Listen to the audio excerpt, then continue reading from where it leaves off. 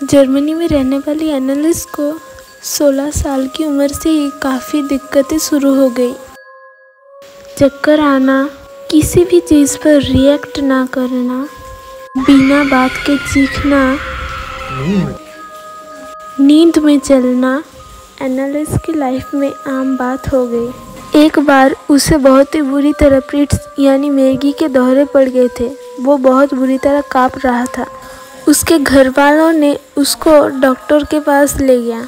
Doctor ने बताया कि वो दिमागी रूप से बहुत ही बीमार है और इसकी प्रॉब्लम और न बढ़ जाए, इसलिए डॉक्टर ने उसे दवाइयाँ दे दी, पर दवाइयों का कोई असर नहीं हुआ। 1973 में जब एनालिस 21 साल की हुई तब उसकी हालत और ख़राब हो गई।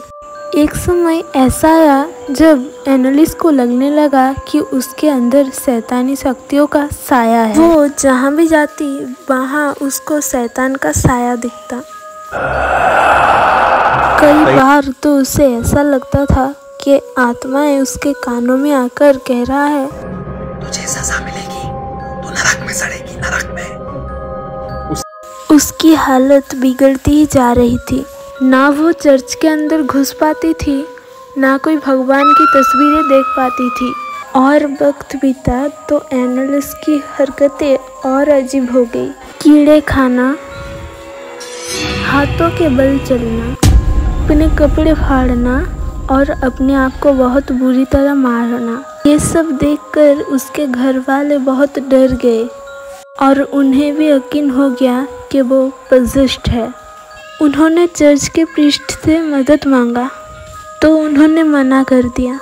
बहुत बुलाने पर जब वो उनके घर गए तो वहाँ का माहौल देख के वो तंग रह गए। एनालिस प्रीस्ट को देख के चीख चीख के अपना सर दीवार में ठोकने लगी और वो अलग ही भाषा में जोर जोर से बात करने लगी। और वो गुस्से से आकर एक हाथ से पलंग उठाकर प्रीस्ट की तरफ फेंक दिया। ये सब देखकर प्रीस्ट को एहसास हुआ एनालिस बहुत ही शैतानी आत्मा से पॉसेस्ड है और वो उनकी मदद करने के लिए तैयार हो गए। दोनों प्रीस्ट एनालिस का एक्सोर्सिज्म करने का फैसला लिया। एक्सोर्सिज्म यानी इंसान के शरीर से किसी भी तरह की शैतानी आत्माओं को निकालने का तरीका।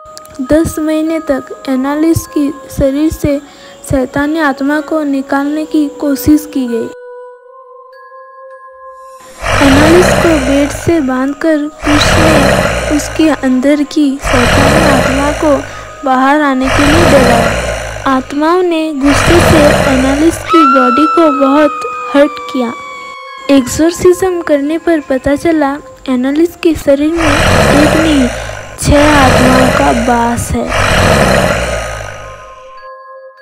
इसी दौरान एनालिस ने खाना पीना छोड़ दिया था और वो बहुत वीक हो गई थी। 1 जुलाई 1976 को एनालिस की डिहाइड्रेशन और खाने पीने की कमी के कारण मौत हो गई।